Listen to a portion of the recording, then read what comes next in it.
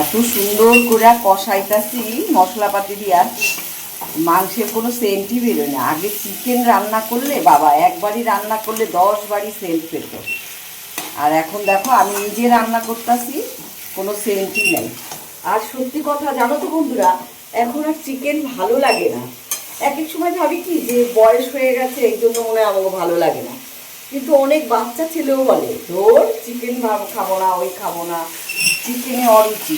আসল সব কিছুর মধ্যে না ভেজাল চলে এসছে, জানো তো, ভেজাল দিয়ে দিয়ে জিনিসপত্রগুলোকে সব মানে বেস্বাদ করে ফেলেছে। কিচ্ছু স্বাদ লাগে না, না ভাত না মাংস, মানে চিকেন মাটন মাছ কিচ্ছু স্বাদের না।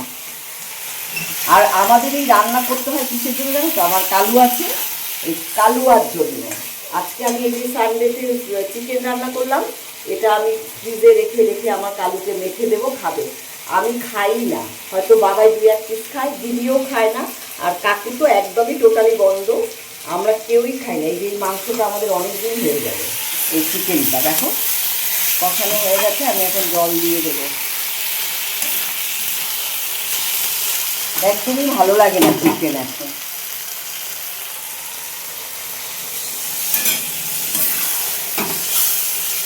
একটু মাথায় করি, কারণ চিকেনটা